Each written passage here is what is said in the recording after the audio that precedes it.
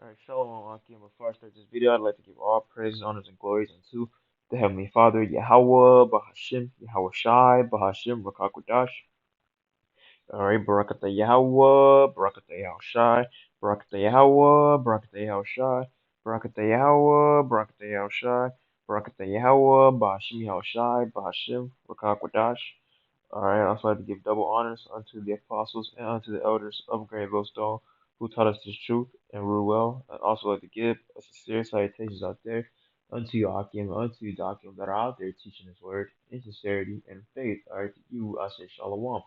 I'd also like to give a sincere Shalom to hopeful elect of the nation of Israel, you sincere Akim, Akwak, that will watch our videos. Alright, the name of the Heavenly Father is Yahweh, who the world ignorantly calls Yahweh or Jehovah, and his name means he exists. Alright, he's the existing one, the ancient of days, the Holy One of Israel. Alright, and then his only begotten Son is Yahweh Shai, who the world ignorantly calls Jesus the Christ, and his name means he he saves, he delivers. Or Yah meaning he, Hawashai meaning savior, deliverer. Or he's the savior, the deliverer, the redeemer of Israel, who the scriptures speak of. So when you call upon your power, you must say Yahweh, Bahashim, Yahweh. All right. So this lesson is going to be going into how proven that the Neuralink is indeed the charagma, the mark of the beast. All right.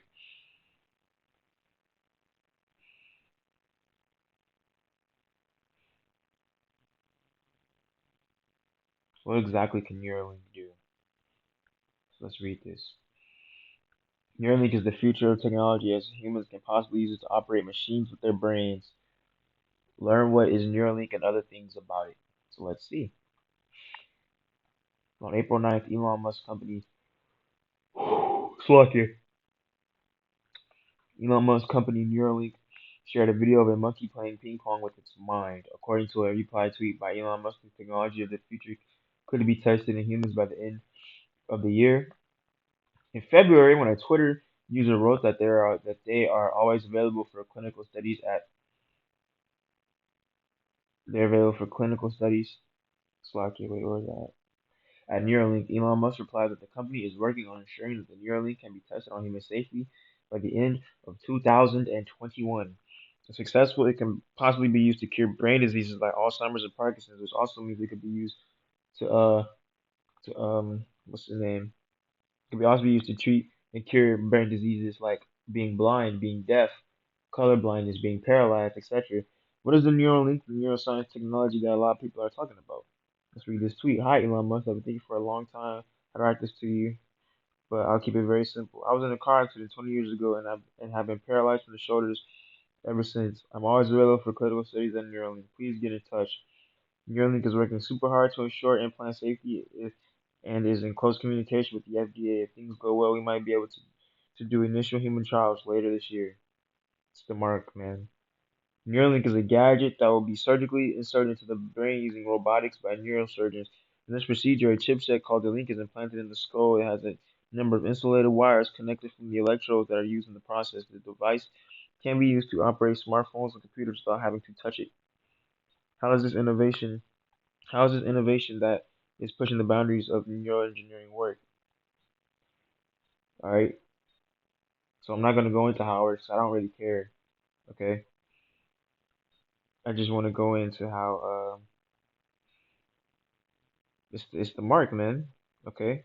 Because you have to understand, we're in a spiritual warfare. And Esau Edom is a liar, man. He's never going to tell you that it's the mark of the beast. And that's why the scriptures in Sirach 12 and 10 tell us to never trust our enemy. Sirach 12 and 10, never trust our enemy, for like his iron brushes. So it's his wickedness. So he humble himself and go crouching, yet take good heed and beware of him. And thou shalt look unto him as thou hast wiped the looking glass, and thou shalt know that his wash have not been altogether wiped away. Let me skip down to verse 17. No, I'm gonna start verse 16. Enemy speaketh sweetly with his lips, but in his heart he imagines how to throw thee into a pit. And that's exactly what he's doing with this Neuralink, because that's the mark. All right, he's speaking sweetly with his lips. All right, because this is spiritual warfare. Okay, because Yahweh Shai, the Most High, God of the Bible, God of Hebrews, he doesn't want you to take that mark. Okay, and we're gonna get into why he doesn't want you to take that later. But he's speaking sweetly with your lips. He's giving you all the propositions, and like he's making it sound greater than gold. He's making it sound like the next best thing in the world to worldly people. So Jim Crow got elected, man. You see? Okay, and that means speaking sweetly with his lips, but in his heart he imagined how to throw thee into a pit, which is the karma. That's how he's going to throw you into a pit, a pit of thermonuclear fire. He will weep with his eyes, but if he find opportunity, he will not be satisfied with blood. If adversity come upon thee, thou shalt find him there first, and though he pretend to help thee, yet shall he undermine thee. He will shake his head and clap his hands and whisper much and change his countenance. Right, and that's exactly what he's doing because this is spiritual warfare, man. We're not battling flesh and blood, man. Ephesians 6:12. For that we wrestle not against flesh and blood, but against principalities, against powers, against the rulers of the darkness of this world, against spiritual wickedness in high places. Wherefore take unto you the whole armor of the Most High, that ye may be able to withstand in the evil day, having done all to stand. Therefore, having your loins girded about with truth, and having on the breastplate of righteousness. All right, and that's exactly what we're doing, because this is a battle of against spiritual wickedness, a battle against spirituality. It's a spiritual battle, man. Which is why Esau Edom is raging spiritual warfare. Psalm 55:21. Okay, the words of his mouth were smoother than butter, but war was in his heart. What kind of war? Spiritual warfare. This charisma getting people to take it, to be deceived, man. His words were softer than oil, yet were they strong, drawn swords, because he's deceiving you, man. All he does is lie. All he does is tell lies 24/7. It speaks about that in Psalms 58:3. The wicked are estranged from the womb. They go astray as soon as they be born, speaking lies. And how do we know that he's the wicked? Malachi 1:4. Whereas Edom saith, we are impoverished, but we will return and build the desolate places. Thus saith Yahweh Shai of hosts, they shall build, but I will throw it down, and shall call them the border of wickedness, and the people against whom Yahweh shall have indignation forever. So how do we know he's Esau? Genesis 25:25. And the first came out red all over like a hairy garment, and they called his name Esau.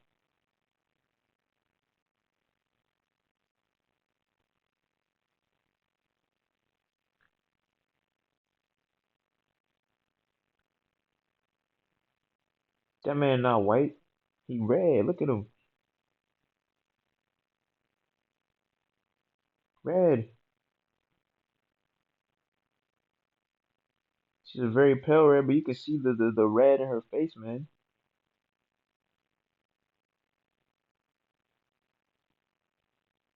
Caucasian people in the sun. Look, then I can't find good pictures of it, but they're the Edomites, man. Okay, so going back, the wicked go astray as soon as they be born, speaking lies. Okay, he's deceiving you. Okay, with these miracles and this technology pursuant to Revelation 13 and 14. This is how it's gonna start. He's gonna bring it out by doing all these modern day miracles through this technology. Okay, they're gonna seem like it's good, and then once it gets FDA approved, man, they can mandate it just like they did with the inoculation. They can force it upon you. So let's read from Revelation 13 and 14. They see with them that dwell on the earth, by the means of those miracles which you had power to do in the sight of the beast, saying to them that dwell on the earth, they should make an image of the beast, which had a wound by a sword and did live. And all of these miracles be, oh, you put the Neuralink in your colorblind. Now you can see all kinds of colors and colors that the normal eye can't even see. You could turn your TV on from where I'm sitting at on my bed. I could turn my TV on from here without needing a remote and go to Netflix, see the exact Netflix show that I'm watching. I've been paralyzed since I was born. Now I can watch because I got a chip in my head. Oh, I've been blind my whole life. Now I can see because I got a chip in my head. Just stuff like that, man.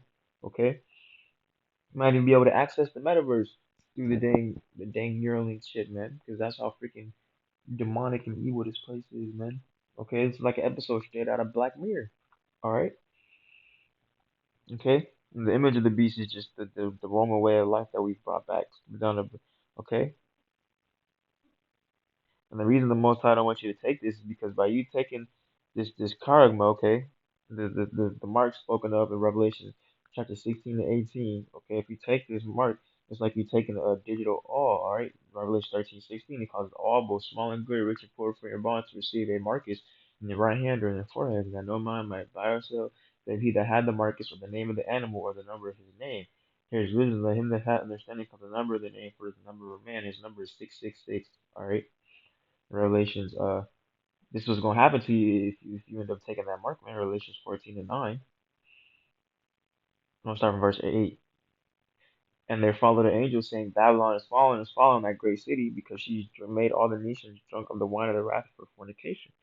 Okay, and the third angel followed them, saying with a loud voice, if any man worship the beast in his image, and receive his mark in his forehead or in his hand, The same shall drink of the wine of the wrath of the Most High, which is poured out without mixture into the cup of his indignation, and he should be tormented with fire and brimstone in the presence of the holy angels and in the presence of the Lamb. Okay, now why would Yahweh Shem Shai be so angry that you took this? Because this is a mark acknowledging that Esau Edom is not your master. Okay, it's like you took Esau Edom's okay, pursuant to Exodus 21 and I believe 17.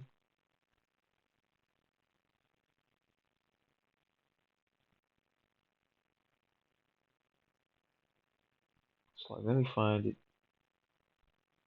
So like, yeah. I know it's when Moses was giving out the law. It's 21 and 6.